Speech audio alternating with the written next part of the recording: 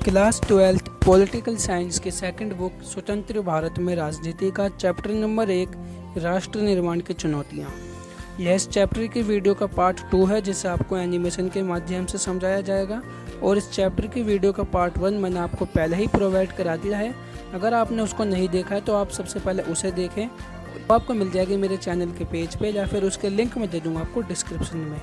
तो पार्ट 1 में हमने 5 विषय पढ़े थे, जिसमें सबसे पहला विषय था राष्ट्र निर्माण, दूसरा विषय था राष्ट्र निर्माण की चुनौतियाँ, तीसरा भारत विभाजन के कारण, चौथा भारत विभाजन की प्रक्रिया और पांचवा था भारत विभाजन की समस्याएं। लेकिन आज के इस वीडियो में हम किन किन विषय को पढ़ेंगे तो आइए उन्हें देख लेते हैं। सबसे पहले जो हमारा विषय होगा वो होगा भारत विभाजन के परिणाम, दूसरा विषय होगा रजवाड़े या फिर देसी रियासतें, तीसरा विषय होगा रजवाड़ों के विलय में समस्याएं, चौथा विषय होगा हैदराबाद का विलय और अंतिम विषय यानी कि पांचवा विषय होगा मणिपुर का विलय। तो इन 5 विषयों को आज के इस वीडियो में हम पढ़ने वाले हैं। वीडियो को पूरा देखना, स्किप करके बिल्कुल भी मत देखना। तो नमस्कार विद्यार्थियों, कैसे हो आप लोग? आई होप कि आप अच्छे होंगे, स्वस्थ होंगे और आपकी पढ़ाई भी अच्छी हो रही होगी। मेरा नाम है हेमंत सोलंकी और स्वागत करता हूं मैं आपका आज की नई वीडियो में और मेरे चैनल एचएस स्टडी केंद्र पर। तो विद्यार्थियों, देखते हैं हमारा सबसे पहला विषय जो कि है भारत विभाजन के परिणाम। यानी कि जब भारत आज़ाद हुआ लेकिन उसका विभाजन भी हुआ, पाकिस्तान टूट के बना भारत से, तो क्या परिणाम हमें उसको देखने के मिले। तो मानव इतिहास का सबसे बड़ा विस्थापन था, यानी कि लोग एक स्थान से दूसरे स्थान जाने के लिए मजबूर हो गए थे, उनको अपना घर बार जो है छोड़ना पड़ा। दूसरा परिणाम की अगर हम बात करें तो दूसरा परिणाम होगा धर्म के नाम पर लोगों पर अत्याचार हुए, जिसमें अनेक लोग मारे भी गए थे। और तीसरा जो परिणाम था वो था लाहौर, कलकत्ता और अमृतसर जैसे जो शहर थे वह सांप्रदायिक केंद्र बन गए थे, यानी कि यहाँ पे जो सांप्रदायिक दंगे थे वह बहुत ही ज़्यादा मात्रा में हो रहे थे। चौथा परिणाम था कि जिस क्षेत्र में मुस्लिम आबादी ज़्यादा थी वहाँ पर हिंदू और सिखों ने जाना छोड़ दिया और जहाँ हिंदू और सिख ज़्यादा थे वहाँ मुसलमानों ने, यानी कि इतनी नफरत सभी धर्मों के बीच में फैल चुकी थी। पांचवा जो परिणाम था वो था सीमा के दोनों ओर हजारों की संख्या में महिलाओं को अगवा कर लिया गया था, यानी महिलाओं को किडनैप कर लिया गया था और कई लोगों ने अपने कुल की इज्जत को बचाने के लिए जो है अपने घर के बहू बेटियों को मार डाला था। छठे परिणाम की बात करें तो लोगों को शरणार्थी शिविर यानी कि तंबुओं में रहने के लिए मजबूर होना पड़ा, क्योंकि उन्होंने विभाजन के कारण अपने घर बार उन्हें छोड़ना पड़ा। दंगे हो रहे थे हर जगह और अपनी जान बचाने के लिए उन्हें अपने घर बार को छोड़ना पड़ा। सातवां परिणाम, विभाजन में लगभग 80 लाख लोगों को अपना घर छोड़ना पड़ा और 5 से 10 लाख लोग, लगभग 5 से 10 लाख लोग मारे गए। यह जो आंकड़े हैं एनसीईआरटी बुक के अकॉर्डिंग है, हो सकता है कि यह आंकड़े इससे कई गुना ज़्यादा भी हो। अब देखते हैं हमारा दूसरा विषय जो कि है रजवाड़े या फिर देसी रियासतें। तो अब ये रजवाड़े या फिर देसी रियासतें क्या हैं तो उन्हें समझते हैं। तो देखिए विद्यार्थियों, जब भारत अंग्रेजों का गुलाम था, यानी कि जब ब्रिटिश सरकार का यहाँ पर शासन था, तो उस समय भारत में जो राज्य थे, प्रांत थे, वह 2 तरीके के थे। पहले राज्य वो थे जहाँ पर सीधे अंग्रेज अधिकारी अपना नियंत्रण जमाते थे, यानी कि ब्रिटिश प्रभुत्व वाले प्रांत, और दूसरे प्रांत यानी कि दूसरे राज्य वो थे जो कि छोटे बड़े थे लेकिन वहाँ पर राजाओं का शासन था, लेकिन वहाँ पर अंग्रेज हैं वे अप्रत्यक्ष रूप से शासन करते थे और जो वहाँ राजा थे वे कठपुतली की तरह काम करते थे अंग्रेजों के लिए। नाम के लिए वहाँ पर राजा का शासन था लेकिन अप्रत्यक्ष रूप से जो है अंग्रेजी वहाँ पर शासन चलाते थे। और उस समय लगभग भारत में 565 रजवाड़े या फिर देसी रियासतें थी। अब ब्रिटिश शासन द्वारा रजवाड़ों को 3 विकल्प दिए गए थे, यानी कि ब्रिटिश सरकार ने कहा था कि जब भारत आज़ाद होगा, जब हम भारत को आज़ाद करेंगे तो उस समय जो रजवाड़े हैं वह भी आज़ाद हो जाएंगे, यानी कि वे अपने निर्णय लेने के लिए आज़ाद हो जाएंगे कि उन्हें अब क्या करना है। उन्हें 3 विकल्प दिए थे कि या तो वह भारत में मिल सकते हैं या पाकिस्तान में मिल सकते हैं या फिर वह स्वतंत्र अस्तित्व बना सकते हैं, यानी कि एक अलग किसी में भी ना मिले और एक अलग देश की तरह अपनी पहचान बना लें। लेकिन भारत ऐसा बिल्कुल भी नहीं चाहता था। वह चाहता था कि वह सभी रजवाड़ों को भारत में मिला ले और यह कार्य करा था उस समय के उप प्रधानमंत्री और गृह मंत्री सरदार वल्लभ भाई पटेल जी ने। इन्होंने आज़ादी से पहले ही 565 में से कई रजवाड़ों के राजा को सहमति पत्र पर हस्ताक्षर करने के लिए मना लिया था, जिससे कि भारत में कई रजवाड़ों को स्वतंत्रता से पहले ही मिला लिया गया था।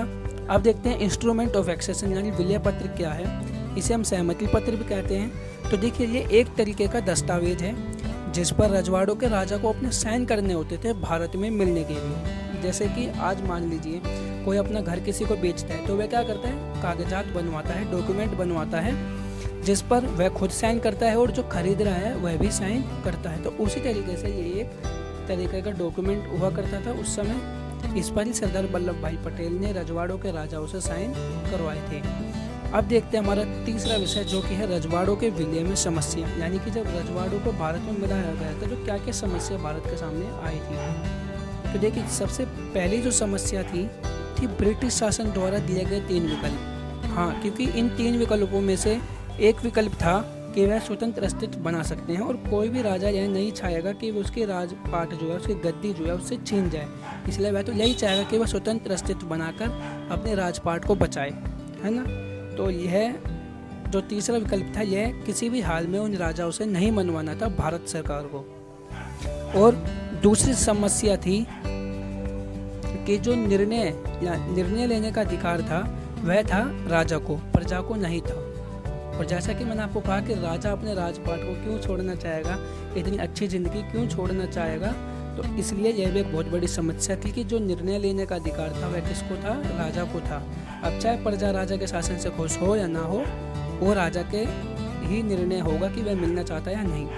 तो और तीसरी समस्या थी, सबसे पहले त्रावणकोर के राजा ने स्वतंत्र रहने की घोषणा की। देखिए, त्रावणकोर के राजा ने सबसे पहले घोषणा करी स्वतंत्र होने की, जिस कारण बाकी सभी रजवाड़े भी सोचने लगे कि अब हम भी स्वतंत्र होंगे।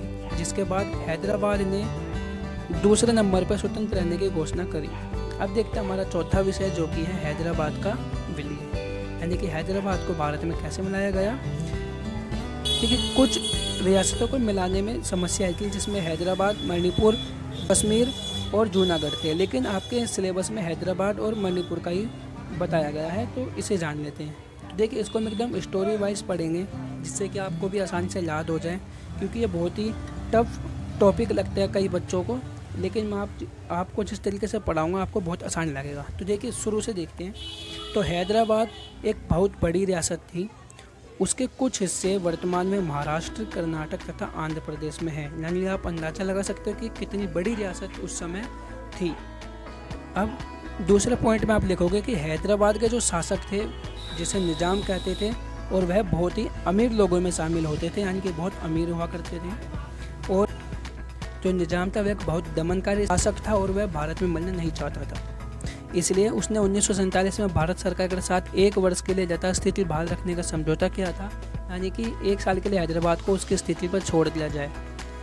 5वें पॉइंट में आप लिखोगे कि लेकिन हैदराबाद के जो लोग थे वह निजाम के शासन से बहुत दुखी थे और वह भारत में मिलना चाहते थे, जिस कारण वहाँ के लोगों ने निजाम के खिलाफ आंदोलन शुरू कर दिया। अब आंदोलन चलेगा और निजाम कुछ ना करे, ऐसा हो नहीं सकता। तो निजाम ने भी आंदोलन को ख़त्म करने के लिए रजाकार, जिसे हम अर्धसैनिक बल भी कहते हैं, उसका सहारा लिया।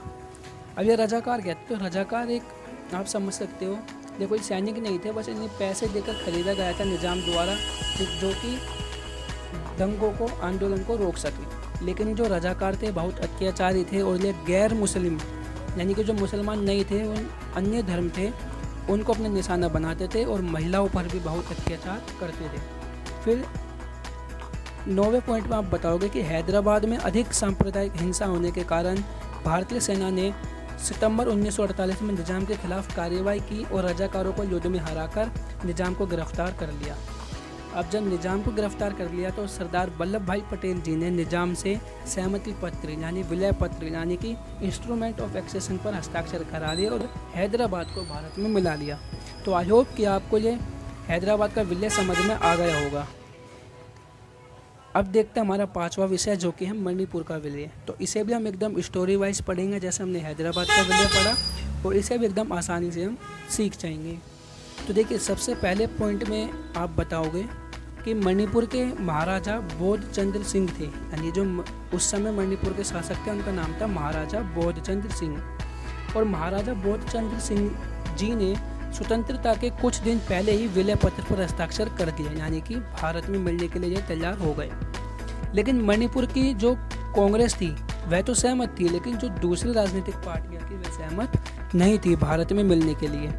और 1949 में महाराजा ने मणिपुर के निर्वाचित विधानसभा से बिना पूछे, बिना परामर्श किए विलय पत्र पर हस्ताक्षर कर दिया, जिससे कि वहाँ के लोगों को यह लगता है कि भारत सरकार ने ज़बरदस्ती महाराजा पर दबाव डालकर हस्ताक्षर कराए हैं। लेकिन ऐसा बिल्कुल भी नहीं था, यह सिर्फ एक गलत फहमी है वहाँ के लोगों में। और लेकिन अब क्या हो सकता था, महाराजा ने तो विलय पत्र पर हस्ताक्षर कर दिया है और मणिपुर को भारत में मिला लिया था, इसलिए वहाँ के लोग अब कुछ भी नहीं कर सकते थे। लेकिन 1948 में वहाँ महाराजा ने सार्वभौमिक वयस्क मताधिकार के आधार पर चुनाव कराए और यहाँ संवैधानिक राजतंत्र स्थापित हुआ। और मणिपुर वह पहला राज्य था जहाँ पर सार्वभौमिक वयस्क मताधिकार के आधार पर चुनाव हुए थे। तो ये बहुत ही इंपॉर्टेंट लाइन है, इसे आपको याद करना जरूरी है। तो मैंने आपको सारे विषय समझा दिए हैं। आई होप कि आपको समझ आ गया होगा। समझ में आ गया तो मुझे कमेंट में ज़रूर बताना, और वीडियो अच्छी लगी हो तो वीडियो को लाइक कर देना, शेयर कर देना और चैनल को भी सब्सक्राइब कर देना और बेल आइकन को भी ज़रूर दबा देना, ताकि आने वाली नई वीडियो का नोटिफिकेशन सबसे पहले आपको मिले। और देखिए, आप लोग ना लाइक करते हो, ना शेयर करते हो, ना ही सब्सक्राइब करते हो, जिससे कि मेरे को ऐसा लगता है कि शायद मैं सही से नहीं समझा पा रहा हूँ। इसलिए लाइक कर दिया करो, वीडियो को शेयर भी कर दिया करो अपने दोस्तों में, ताकि उनका चैनल को भी सब्सक्राइब कर दिया करो। तो मिलते हैं किसी और नई वीडियो में, जब तक के लिए जय हिंद, जय भारत।